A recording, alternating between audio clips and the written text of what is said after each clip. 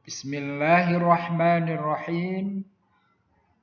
Assalamualaikum warahmatullahi wabarakatuh.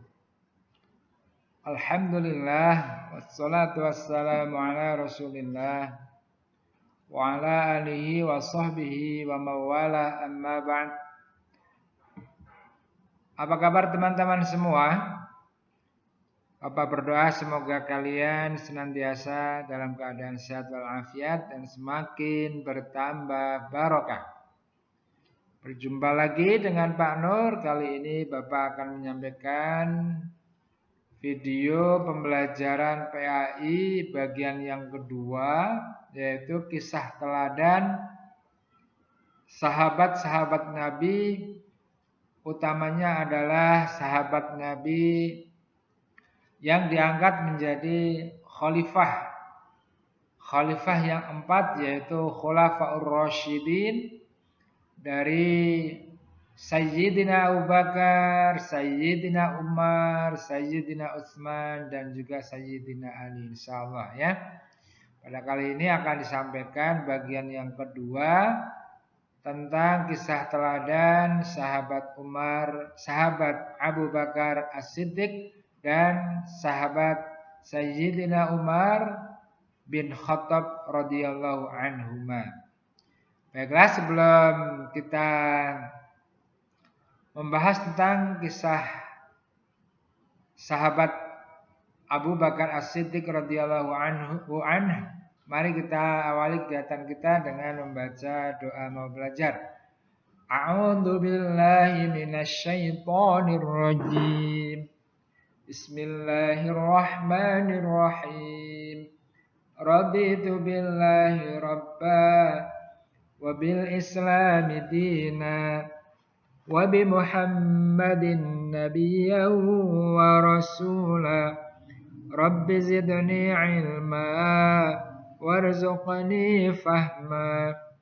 Allahumma anfa'ni bima 'allamtani wa'allimni ma yanfa'uni wazidni ilma. Amin ya rabbal alamin. Teman-teman semua yang dirahmati Allah Subhanahu wa taala, pada pembelajaran kali ini diharapkan setelah melihat, menyaksikan, mempelajari tayangan video ini, kalian mampu mengenal Abu Bakar As-Siddiq radhiyallahu an secara ringkas ya.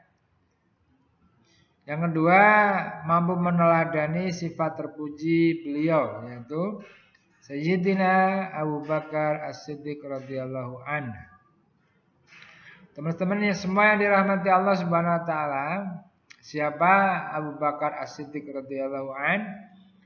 Beliau adalah salah seorang sahabat Nabi yang sangat utama. Beliau dilahirkan di kota Mekah pada tahun 573 Masehi, atau sekitar berapa tahun setelah kelahiran Nabi, teman-teman? Ya, 2 tahun setelah kelahiran Nabi Muhammad SAW. Jadi usia beliau, ya, sahabat Abu Bakar As-Siddiq ini 2 tahun lebih muda dari Rasulullah SAW. Nama asli beliau adalah Abdullah, ya, Abdullah. Kemudian beliau dilahirkan dari pasangan orang tua. Nama ayahnya adalah Abu Quhafah At-Tamimi. Adapun nama ibundanya adalah Ummu Khair, ya, Ummu Khair, ibu kebaikan. Adapun nama sebelum masuk Islam adalah Abdul Ka'bah, ya. Orang-orang jahiliyah Mekah waktu itu memang paling senang mengaitkan dirinya dengan Ka'bah, karena Ka'bah adalah bangunan yang diciptakan Allah dan menjadi bangunan yang dimuliakan oleh orang-orang Arab waktu itu, ya. Dan sampai sekarang oleh kaum muslimin juga menjadi bangunan yang dimuliakan. Nah, Abdul Ka'bah itu artinya hamba Ka'bah. Ini diberikan oleh orang tua beliau karena orang tua beliau orang yang masih jahiliyah, ya. Kalau orang Islam tidak boleh memberi nama Abdul Ka'bah.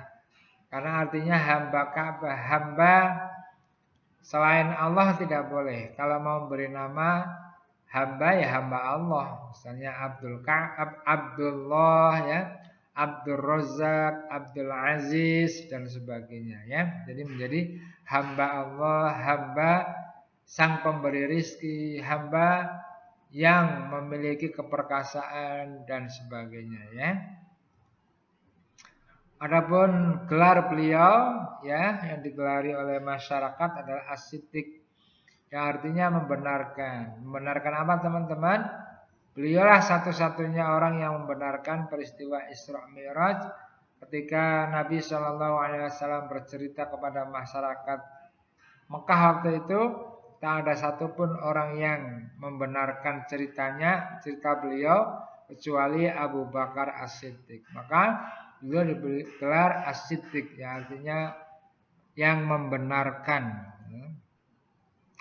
Beliau dalam kehidupannya pernah diangkat menjadi seorang khalifah, yaitu khalifah yang pertama sepeninggal Nabi Muhammad SAW. Jadi ketika Nabi Muhammad wafat, maka kaum muslimin sepakat mengangkat beliau Abu Bakar As-Siddiq ini untuk menjadi pemimpin kaum muslimin di Madinah, menjadi khalifah yang pertama pada tanggal 12 Rabiul Awal tahun 11 Hijriah. Beliau menjabat sebagai seorang khalifah selama kurang lebih 2 tahun 3 bulan.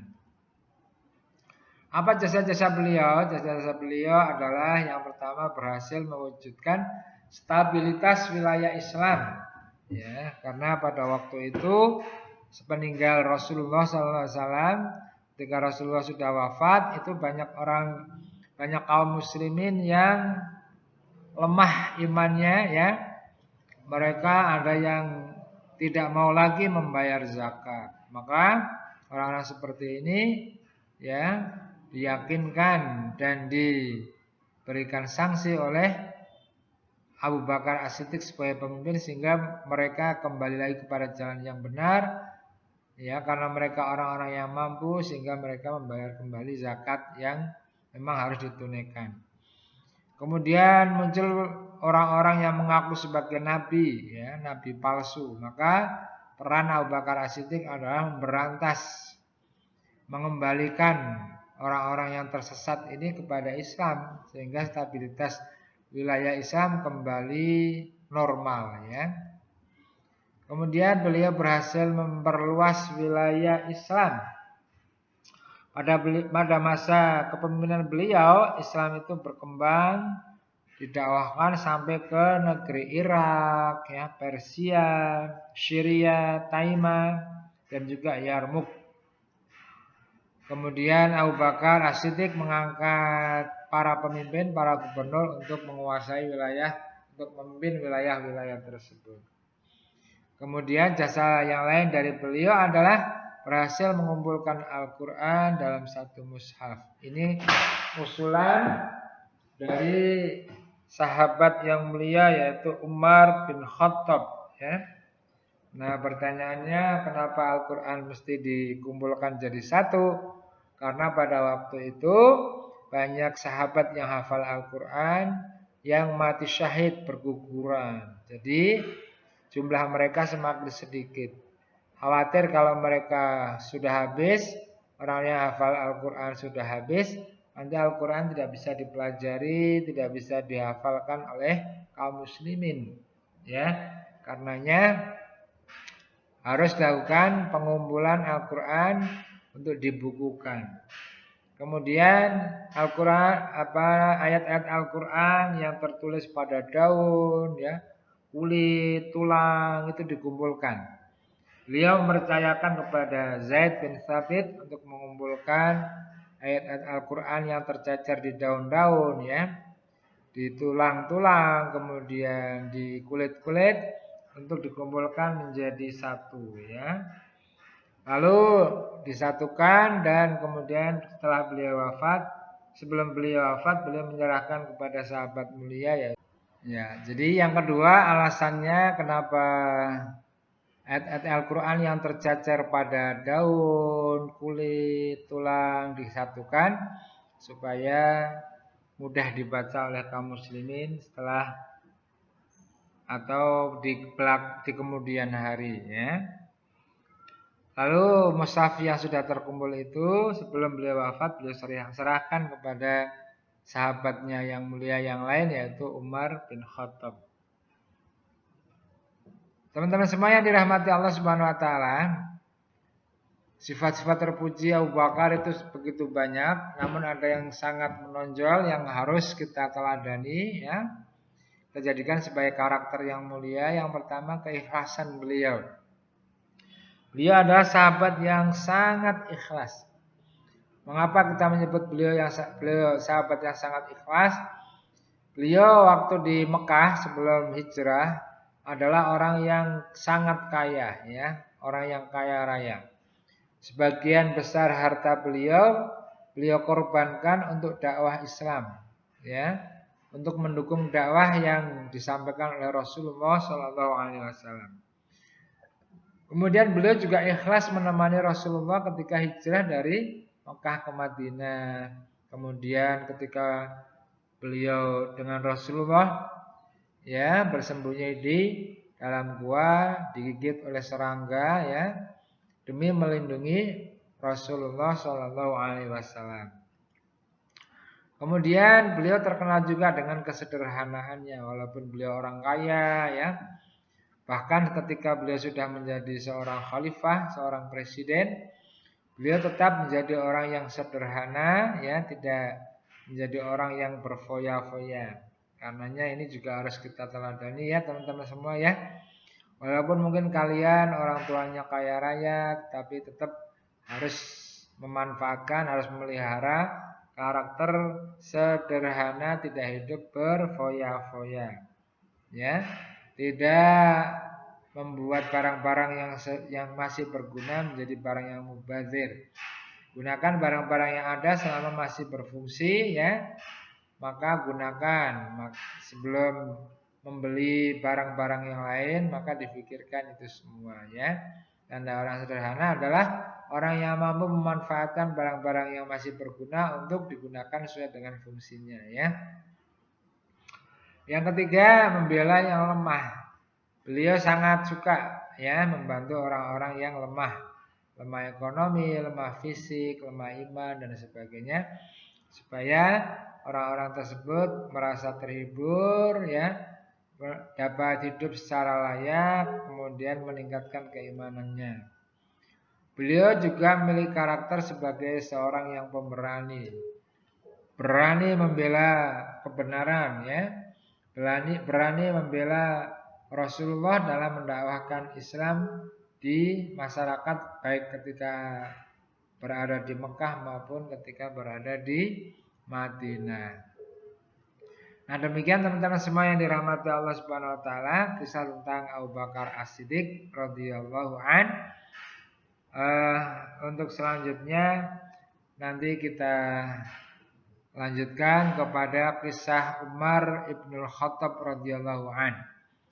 Semoga kita semua mendapatkan manfaat dari ilmu yang sudah disampaikan ya, menjadi orang-orang yang senantiasa ikhlas dalam beramal, ikhlas dalam beribadah kepada Allah Subhanahu wa taala, menjadi orang-orang yang tetap memelihara kesederhanaan, orang-orang yang berpihak kepada orang-orang yang lemah ya, membela yang lemah, dan juga menjadi orang yang berani, yaitu berani membela kebenaran, berani menegakkan Islam di atas muka bumi ini ya.